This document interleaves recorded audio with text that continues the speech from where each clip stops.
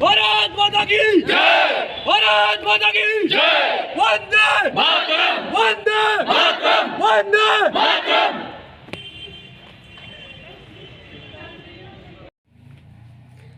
14 फरवरी 2019 को पुलवामा में जो दुर्भाग्यपूर्ण घटना हुई थी जिसमें हमारे जवान शहीद हुए थे, उनको मेरी श्रद्धांजलि है और शत शत नमन करती हूँ मैं उन्हें। और ये जवानों की जो शहादत है वो हमारे युवाओं को प्रेरणा देती रहेगी। और मैं उम्मीद करती हूँ हमारे युवाओं से कि वो ना सिर्फ आज के दिन बल्कि उन्हें हमेशा सतत अपने दिमाग में रखें, उनके बलिदान को हमेशा याद रखें और याद रखते हुए देश के प्रति, अपने समाज के प्रति अपने कर्तव्यों का निर्वहन करें। मैम, आज जो 14 फरवरी वैलेंटाइन डे मना रहे हैं, हमारा देश पश्चिमी सभ्यता की ओर बढ़ रहा है, मगर जैसा कि गत हो कि 2019 में 14 फरवरी के दिन सीआरपीएफ के हमारे 44 जवान शहीद हो गए थे।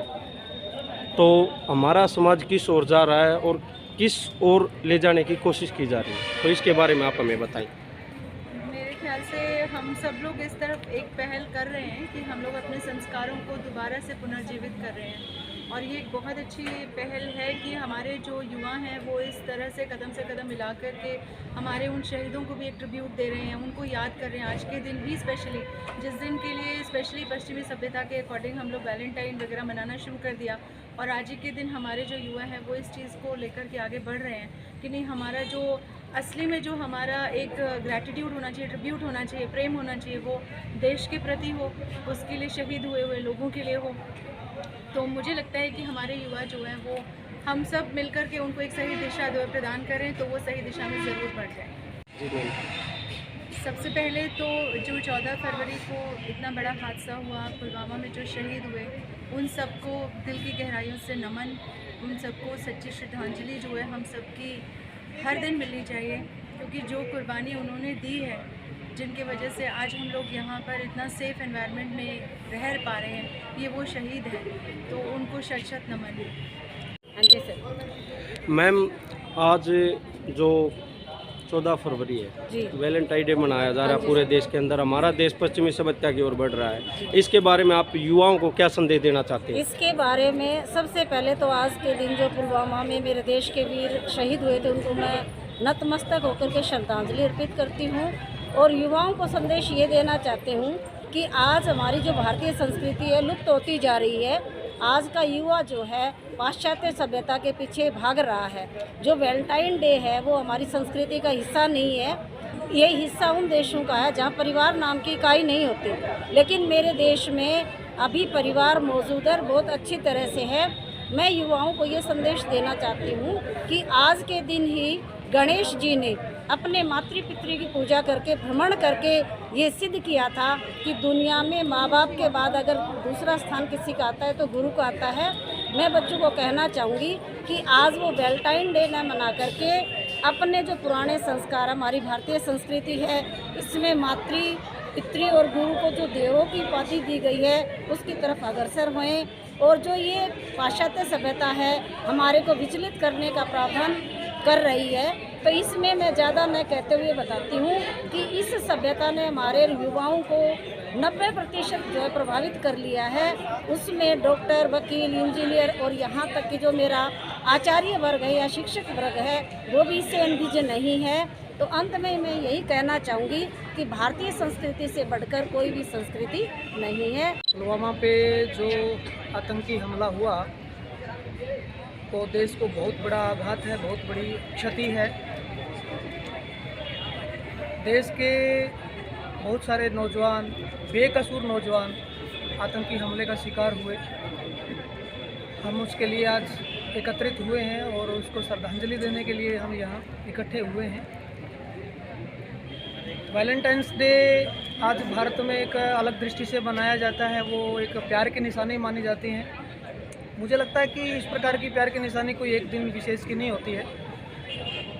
प्यार हर रोज़ करते हैं हम आपस में, हर रोज़ मना सकते हैं, किंतु इस प्रकार के देश को नुकसान पहुंचाने वाली दुर्घटना हमारे साथ हुई तो उस दिन इस प्रकार का अवसर हमें मनाना नहीं चाहिए। विशेष दिन नहीं है ये एक उन शहीदों को श्रद्धांजलि अर्पित करने का अवसर है। तो आज विद्यार्थियों की बहुत बड़ी संख्या में यहाँ उपस्थिति है। इस बात को देख करके, इस संख्या को देख करके बड़ा मन प्रसन्न भी है। और दूसरी ओर वो इस प्रकार की घटना हमारे देश में हुई थी, इस प्रकार की घटना बार बार न हो, इसके लिए हमारी सरकार को, हमारे नौजवानों को कटिबद्ध होना पड़ेगा और इस प्रकार की दुर्घटना को हम बचा सकते हैं। तो अंत में मैं अपनी वाणी को विराम देते हुए यही कहूँगा कि जब देश का प्रत्येक युवा वर्ग इस बात को समझने लगेगा, देश के प्रति, राष्ट्र के प्रति समर्पित होगा, इसके विचार देश के प्रति होंगे, तो इस प्रकार की घटनाएं पुनः नहीं होंगी हमारे लिए। सर, मैं जानना चाहता हूँ, क्या हमारा समाज फिलहाल एक पश्चिमी सभ्यता की ओर नहीं बढ़ रहा? इसकी रोकथाम के लिए स्कूलों, कॉलेजों में ऐसे शिविर लगाए जाएं कि जिनके माध्यम से उनको इस बातों से अवगत करवाया जाए। बिल्कुल सही प्रश्न किया है। हमारा समाज जो है, हमारे देश के युवा जो हैं, वो अधिकतर हमारा पाश्चात्य संस्कृति की अनुसरण कर रहे हैं, बल्कि मैं कहूँगा अंधा अनुसरण कर रहे हैं। वो इस बात से अनभिज्ञ हैं, उनको ज्ञान नहीं है कि हम किस दिशा में जा रहे हैं। कुछ को ज्ञान है, फिर भी वो कहीं ना कहीं अंधा अनुकरण कर रहे हैं, भेड़ चाल चल रहे हैं। तो